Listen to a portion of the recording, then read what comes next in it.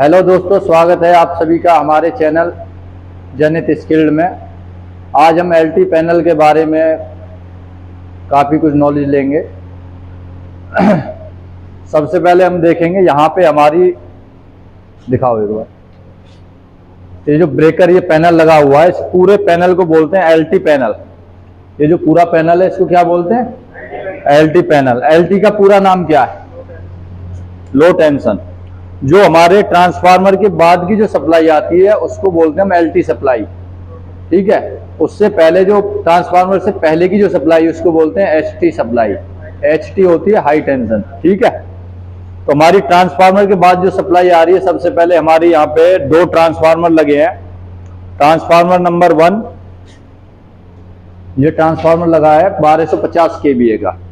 Transformer के बाद जो सप्लाई आ रही है हमारी इस पैनल पे है, इसको बोलते हैं एसीबी ब्रेकर। ठीक है, air circuit breaker. Number 2 transformer यहां पे लगा है हमारा, 2 नंबर, 2 ही है ना ट्रांसफार्मर। इसमें कलर कोडिंग और दे रखी है जो कि बहुत बढ़िया है। ये सभी जगह कलर कोडिंग हो तो अच्छी बात है, बहुत सी जगह नहीं करवाते हैं।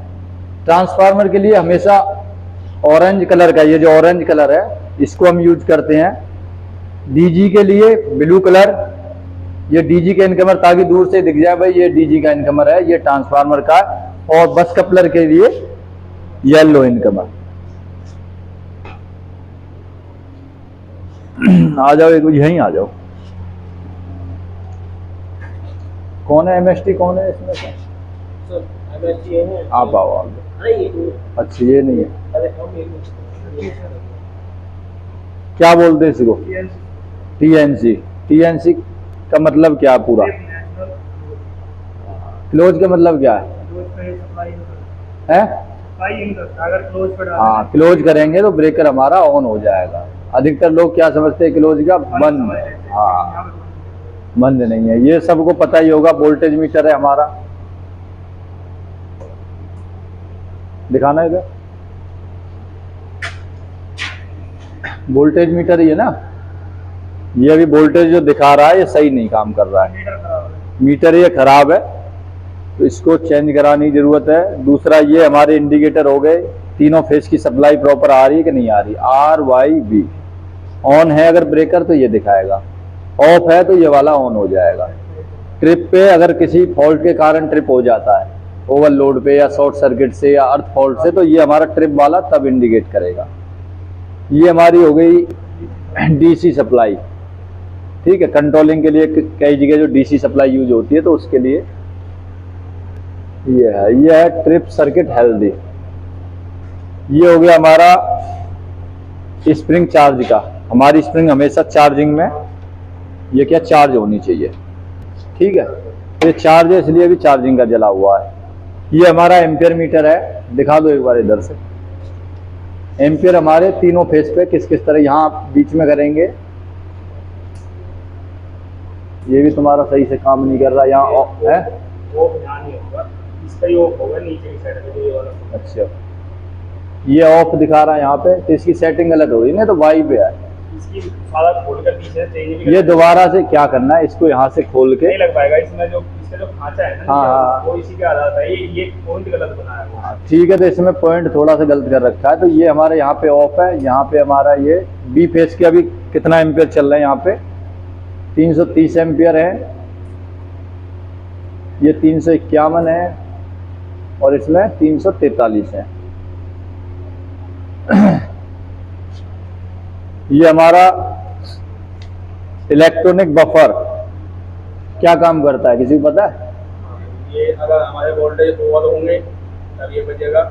कोई फॉल्ट वगैरह, ओवर वोल्टेज हो गए या कुछ ओवरलोड जा रहा है तो उससे पहले, हाँ, पहले क्या है, ये हमारा अलार्म देती है, इसमें सेटिंग करते हैं। उसके बाद अगर ज्यादा बड़ी कोई प्रॉब्लम आ रही है, अचानक से आई, इंस्टेंट लोड आ गया, तो सीधा एकदम ब्रेकर को ऑफ कर देगी। ये हमारा इसमें दिखा रहा है मल्टी फंक्शनल मीटर है, या वोल्टेज दिखा रहा है। ये एम्पियर का हो गया, ये वोल्टेज का हो गया, वोल्टेज एम्पियर का हो गया, ये पावर फैक्टर हो गया। ये भी तुम्हारा सही से काम नहीं कर रहा है। ये हमारा फ्रिक्वेंसी मीटर है। ठीक है, इसमें सेफ्टी क्या क्या होती है, कोई बता पाएगा क्या क्या सेफ्टी होती है ब्रेकर में? इसकी 4 सेफ्टी होती है सर। बताइए। आज फॉल्ट की होती, शॉर्ट सर्किट की होती, ओवर वोल्टेज होती, हाँ। ओवरलोड होती। ओवरलोड।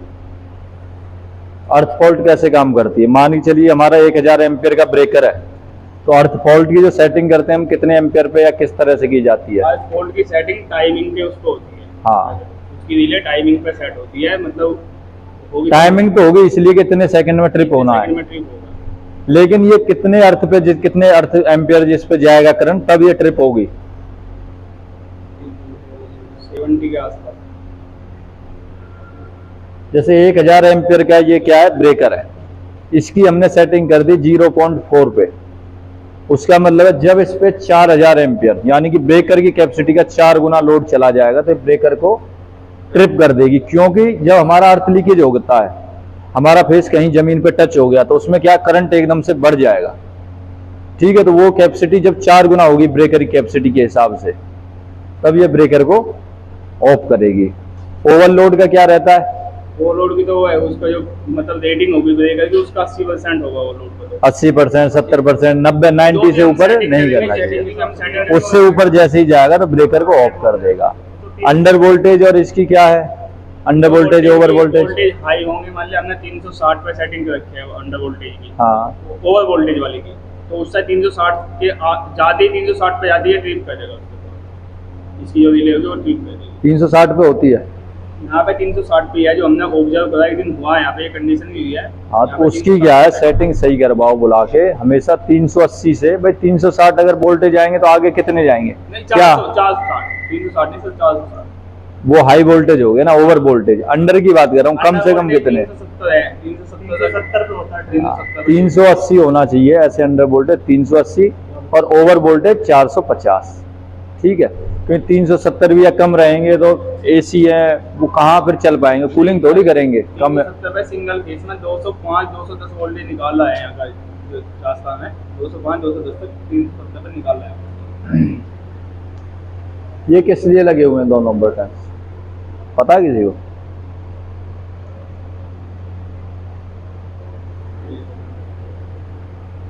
कि कोई फॉल्ट वगैरह आता है तो उसको एक्सेप्ट करके रीसेट करने के लिए। कोई फॉल्ट आया तो मैं रीसेट करना है, वो चीज हमने, सायरन बंद हो जाएगा, हाँ, उसके बाद रीसेट कर देंगे। हाँ। तो पहले उसको देखना है, ऐसे ही बंद नहीं करने ना, किस कारण से आया, फिर उसको रिजॉल्व भी करना है, ना कि ये कि बस रीसेट करके छोड़ दिया बाकी उस पर कोई काम नहीं किया। भाई ओवर करंट का आ गया, ओवर वोल्टेज का आ गया, या अर्थ फॉल्ट का है, किसी का भी है, तो उसको चेक करके हमें रिजॉल्व करना है, ठीक है।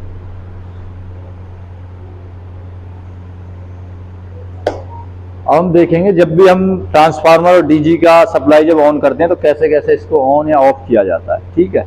मान चलिए अभी हमारे यहाँ पे 2 ट्रांसफार्मर पे लोड है तो किस किस तरह से यहाँ पे डिवाइड कर रखा है।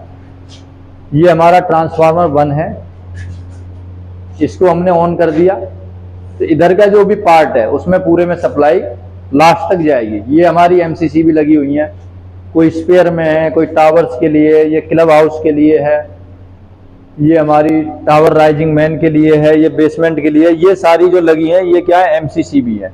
ये इनके एम्पियर मीटर है, ये मल्टी फंक्शन मीटर है जिसमें एम्पियर, वोल्टेज, पावर फैक्टर, इस तरह की चीजें दिखाता है।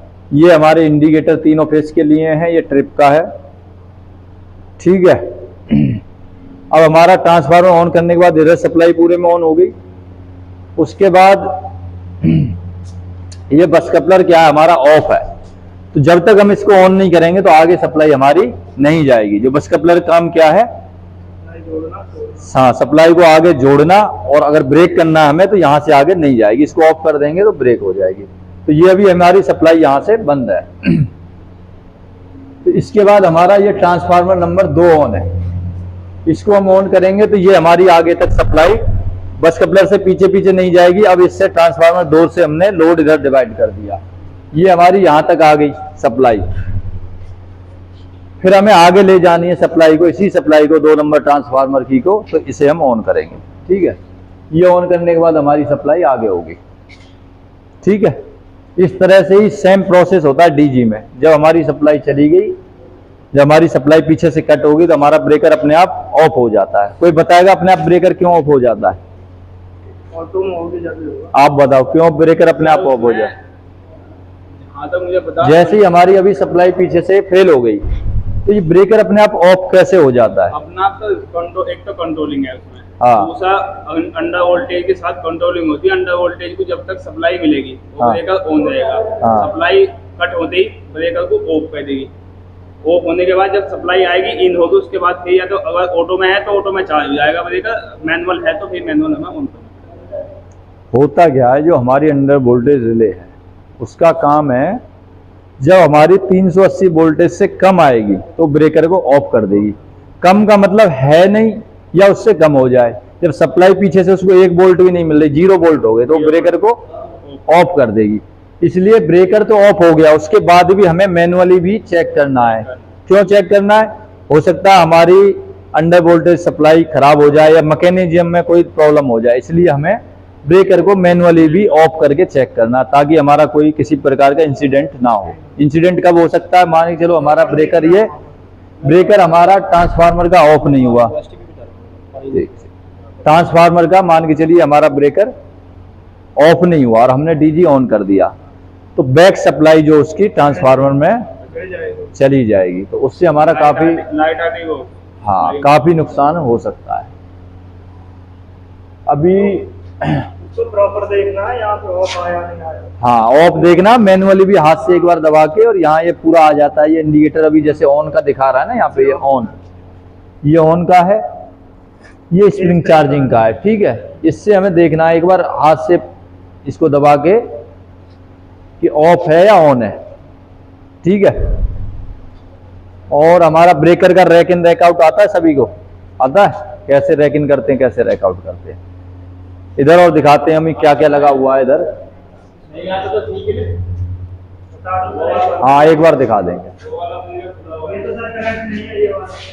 ये हमारा पावर फैक्टर के लिए लगा हुआ है, ठीक है, क्योंकि हमारी उसके बारे में चलो अलग से एक वीडियो बनाएंगे, किस तरह से कौन कौन सी हमारी 3 प्रकार की सप्लाई होती है, उसी के लिए हमारा पावर फैक्टर लगाया जाता है। ये बस बार होती है, सभी को पता ही होगा। बस बार पे ये रेड कलर हो गया, ये येलो हो गया, ये ब्लू हो गया, और वो न्यूटन के लिए हो गया पीछे वाली जो है, ये हमारी बसवार है। ऐसे ही इसमें पूरे जो ब्रेकर है पैनल में पीछे बसवार से ही कनेक्ट होती हैं, जो हमारी एसी भी हैं, एमसीसी भी हैं, ठीक है। तो दोस्तों आशा करता हूँ आपको ये वीडियो अच्छी लगी हो तो लाइक करें, चैनल को सब्सक्राइब करें और हमारे साथ बने रहिए इसी तरह की वीडियो देखने के लिए। धन्यवाद।